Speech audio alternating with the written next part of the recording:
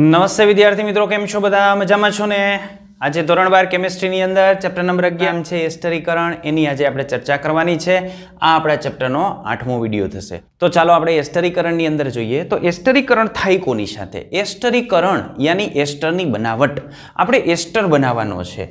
તો ચલો તો એસ્ટરની આપણે વાત કરીએ તો એસ્ટરનું બંધારણ કેવું હોય? તો આપણે જે એસ્ટર લઈએ છીએ એસ્ટરનું બંધારણ આ રીતનું હોય: R C double bond O R dash. આ થઈ ગયો એસ્ટર. તો આ એસ્ટર, આ પ્રકારનો ક્રિયાશીલ સમૂહ એસ્ટરની અંદર આપણને જોવા મળશે. તો આ એસ્ટરની બનાવટ આપણે કરવી હોય તો આ એસ્ટર બનશે કેમાંથી? તો એસ્ટર બનાવવા માટે આપણે એક લેવું પડશે આલ્કોહોલ અથવા ફિનોલ. આ આલ્કોહોલ અથવા ફિનોલ બેમાંથી ગમે તે હશે તો ચાલશે. આ આલ્કોહોલ અને ફિનોલની આપણે જો રાસાયણિક પ્રક્રિયા કરીએ, કાર્બોક્સિલિક એસિડ સાથે આપણે એની રાસાયણિક પ્રક્રિયા કરીએ, અથવા તો એસિડ ક્લોરાઇડ સાથે આપણે એની રાસાયણિક પ્રક્રિયા કરીએ, અથવા તો એનહાઇડ્રેટ સાથે આપણે એની રાસાયણિક પ્રક્રિયા કરીએ, તો એનાથી આપણે એસ્ટર બનાવી શકીએ. અને આ એસ્ટર સંયોજનની બનાવટની જે પ્રક્રિયા છે એ પ્રક્રિયાને આપણે કહીએ છીએ એસ્ટરીકરણ. ચાલો અહીં આપણે એસ્ટરીકરણની વાત કરીએ.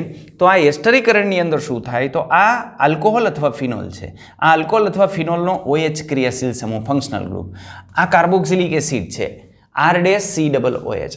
હવે એની જ્યારે આપણે મંદ H2SO4 ની હાજરીમાં પ્રક્રિયા કરશું ત્યારે એની પ્રક્રિયા કરવાથી આનો H અને આનો OH દૂર થશે, અને એ દૂર થઈ અને નિપજ તરીકે આપણને મળશે એસ્ટર. તો આ નિપજ તરીકે આપણને એસ્ટરનું નિર્માણ થશે અને પાણી છૂટું પડશે.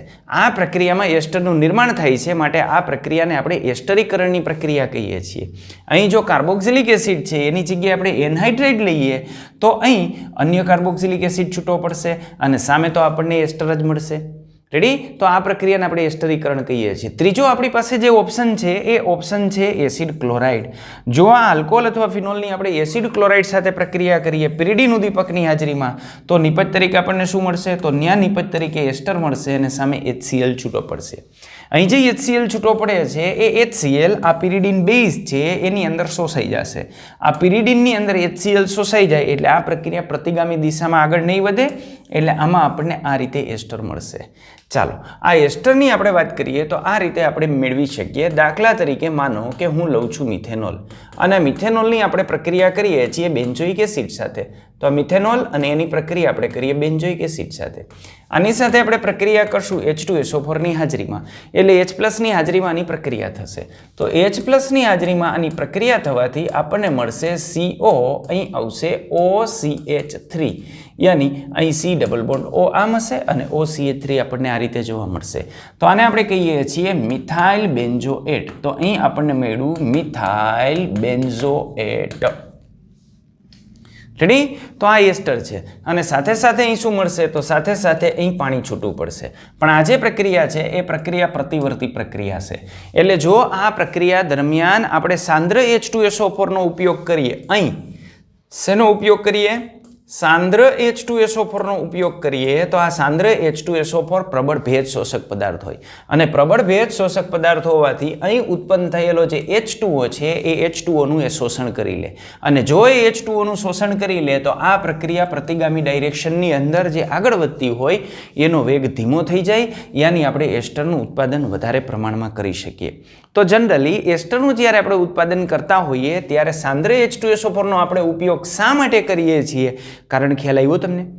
ઓકે, અહીં કાર્બોક્સિલિક એસિડની જગ્યાએ માનો કે અહીં હું લઉં છું મિથેનોલ, સેમ વે, અને અહીં કાર્બોક્સિલિક એસિડની જગ્યાએ આપણે એનહાઇડ્રેટનો ઉપયોગ કરી લઈએ, એસિટિક એનહાઇડ્રેટ લઈએ. તો એસિટિક એનહાઇડ્રેટનું બંધારણ તો આ રીતનું હોય. આની સાથે આપણે પ્રક્રિયા કરીએ એટલે શું થશે? તો આમ આપણને આની અંદર જોવા મળશે, આટલું છૂટું પડશે. ત્યાંથી આપણને નિપજ તરીકે મળશે CH3 C double bond O CH3, અને સામે આપણને મળશે CH3 C ડબલ OH, એટલે બીજો છૂટો પડશે અહીં carboxylic acid CH3 C double OH. આમ આપણને જોવા મળશે. આ પ્રક્રિયા પણ એસિડની હાજરીમાં થતી હોય અને પ્રતિવર્તી પ્રક્રિયા હોય. રેડી? ક્લિયર? માનો કે આપણે એસિડ ક્લોરાઇડ સાથે પ્રક્રિયા કરીએ તો હવેની જે પ્રક્રિયા છે એ પ્રક્રિયાની અંદર હું લખું છું CH3 CH2OH. આ લઈ લઉં છું ઇથેનોલ, અને આ ઇથેનોલની પ્રક્રિયા આપણે કરીએ એસિટાઇલ ક્લોરાઇડ સાથે CH3COCl સાથે. અહીં આપણે એસિટાઇલ ક્લોરાઇડ સાથે પ્રક્રિયા કરશું એટલે આ રીતની પ્રક્રિયા થશે. આનો H અને આનો Cl ત્યાંથી છૂટો પડશે. H અને Cl છૂટો પડી અને ત્યાંથી બનાવી નાખશે HCl. અને સામે શું થશે તો સામેની સાઈડ આ બંનેની પ્રક્રિયા થઈને આપણને મળશે CH3 C double bond O OCH2 CH3 યાની આપણને મળ્યો ઇથાઇલ એસિટેટ. આ પ્રોડક્ટ તરીકે મળશે. આ જે રાસાયણિક પ્રક્રિયા છે એ રાસાયણિક પ્રક્રિયામાં વધુ નિપજ મેળવવા માટે આ જે HCl ઉત્પન્ન થાય છે એનું શોષણ કરવામાં આવે છે અને એના માટે આપણે પિરિડીન બેઝનો ઉપયોગ કરીએ છીએ જેથી આ પિરિડીન બેઝની અંદર એ HClનું શોષણ થઈ જાય તો આપણને વધુ પ્રમાણમાં એસ્ટર મળે. રેડી? તો અહીં આપણે આલ્કોહોલનો ઉપયોગ કરી શકીએ, ફિનોલનો ઉપયોગ કરી શકીએ. માનો કે અહીં આપણે ફિનોલ લઈએ છીએ તો આ ફિનોલ OH એની આપણે પ્રક્રિયા કરી નાખીએ. કાર્બોક્સિલિક એસિડ બેન્ઝોઇક એસિડ લઈ લો. આની સાથેની પ્રક્રિયા આપણને કહીએ સાંદ્ર H2SO4 ની હાજરીમાં આ પ્રક્રિયા આપણે કરીએ તો શું થાય તો આપણને આ રીતે જોવા મળશે. આ બેન્ઝોઇક એસિડ આનો C ડબલ બોન્ડ O એનો OH જશે અને આનો H જશે. ત્યાંથી આવશે આ રીતે. ઓકે, અને સામે H2O છૂટું પડશે. તો આ રીતે એસ્ટરનું ઉત્પાદન થાય. તો એસ્ટરનું ઉત્પાદન કરવા માટે આપણે શું કરવાનું તો એસ્ટરનું ઉત્પાદન કરવા માટે એક આપણે લેવો પડશે આલ્કોહોલ અથવા તો આપણે લેવો પડશે ફિનોલ. તો આલ્કોહોલ અથવા ફિનોલનો ઉપયોગ કરશું અને એની સામે આપણી પાસે જે ઓપ્શન છે એ ઓપ્શન છે એસિડ યાની કાર્બોક્સિલિક એસિડ અથવા કાર્બોક્સિલિક એસિડનો એનહાઇડ્રાઇડ. આ બીજો ઓપ્શન. અથવા ત્રીજો ઓપ્શન એનો એસિડ ક્લોરાઇડ. આની સાથે આપણે પ્રક્રિયા કરશું એટલે આપણને નિપજ તરીકે એસ્ટર મળશે. આ પ્રક્રિયાને આપણે એસ્ટરીકરણની પ્રક્રિયા કહેતા હોઈએ છીએ. તો આ રીતે આપણને એસ્ટર મળતો હોય. અહીં આપણે આલ્કોહોલ અથવા ફિનોલ લેશું. અહીંથી આપણે એસિડ એનહાઇડ્રાઇડ અથવા એસિડ ક્લોરાઇડનો ઉપયોગ કરશું. યાની ફાઇનલી પ્રોડક્ટ તરીકે આપણને શું મળશે એસ્ટર. આ રીતે આપણને એસ્ટર મળશે. ઓકે, તો તમને ખ્યાલ આવ્યો કાર્બોક્સિલિક એસિડ અને એનહાઇડ્રેટ સાથેની આપણે આ રાસાયણિક પ્રક્રિયા કરીએ તો એમાં સાંદ્ર H2SO4 નો ઉપયોગ શા માટે કરીએ છીએ? સાંદ્ર H2SO4 નો ઉપયોગ એટલા માટે કરીએ છીએ કે ઉત્પન્ન થયેલું જે પાણી છે એ પાણીનું શોષણ થઈ જાય. અહીં જે પાણીનું શોષણ આ H2SO4 ની અંદર થઈ જાય તો શું થાય તો એમાં શોષણ થવાથી એ પ્રક્રિયાનો વેગ કેવો બનશે? ઝડપી બનશે. યાની પુરોગામી દિશામાં પ્રક્રિયા થાય તો એસ્ટરનું ઉત્પાદન આપણને વધારે પ્રમાણમાં મળે. માટે આપણે આ રાસાયણિક પ્રક્રિયા સાંદ્ર H2SO4 ની હાજરીમાં કરતા હોઈએ છીએ. યાની એસ્ટરીકરણની પ્રક્રિયા હંમેશા સાંદ્ર H2SO4 ની હાજરીમાં થતી હોય છે. પણ જો આપણે એસિડ ક્લોરાઇડ સાથે પ્રક્રિયા કરતા હોય તો એ પ્રક્રિયા દરમિયાન આપણે પિરિડીનને હાજર રાખશું. શા માટે પિરિડીનને હાજર રાખશું?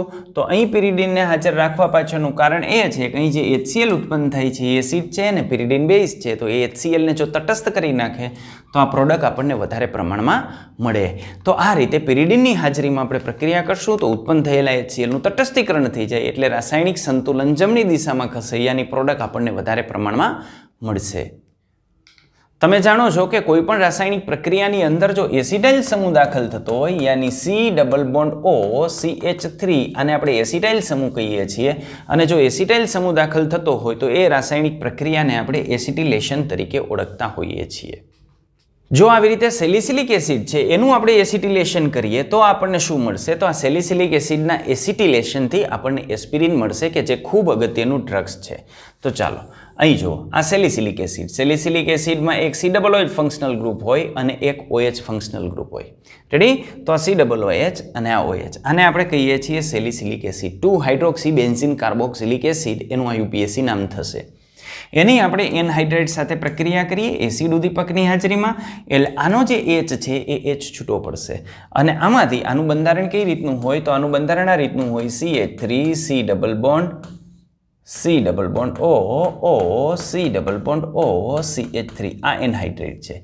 આ એનહાઇડ્રેટમાં આનો H અને આનો આટલો ભાગ જોઈન્ટ થશે એટલે એમાંથી એસિટિક એસિડ બની જશે અને આ કાર્બોનિલ સમૂહ જે છે આની સાથે જોઈન્ટ થઈ જશે યાની આ રીતની પ્રોડક્ટ મળશે. અહીંયા આનું બંધારણ આમ હોય C ડબલ બોન્ડ O અને એની સાથે જોડાયેલો હોય CH3.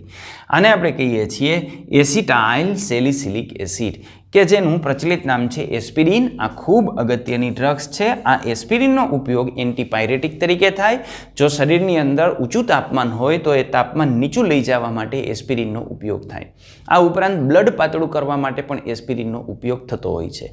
જનરલી એન્ટીપાયરેટિક તરીકે અત્યારે આપણે એસ્પિરિનનો ઉપયોગ નથી કરતા, કારણ કે જો માનો કે તાવની અંદર જે વ્યક્તિ છે એને ડેન્ગ્યુ હોય તો ઓલરેડી એનું બ્લડ પાતળું થઈ ગયું હોય, તો એસ્પિરિન આપવાથી શું થાય, તો એસ્પિરિન આપવાથી ટેમ્પરેચર તો ડાઉન આવશે પણ બ્લડ વધુ પાતળું થાય તો અંદર મોતનું જોખમ વધી જાય. એટલે તાવની અંદર અત્યારે એસ્પિરિન આપતા નથી. બાકી જનરલી જે છે એ તાવ, માથાનો દુખાવો એની અંદર એસ્પિરિન ખૂબ વધારે પ્રમાણમાં વપરાતું, પણ હાલમાં આપણે આનો ઉપયોગ કરીએ છીએ બ્લડ પાતળું કરવા માટે. યાની ખાસ કરીને હાર્ટના જે લોકો પેશન્ટ છે અથવા હાર્ટની કોઈ પણ પ્રકારની સર્જરી થઈ ગઈ હોય તો એ લોકો આ એસ્પિરિનનો ઉપયોગ કરતા હોઈએ છે. ડૉક્ટર એને એનો ચોક્કસ ડોઝ આપતા હોય છે.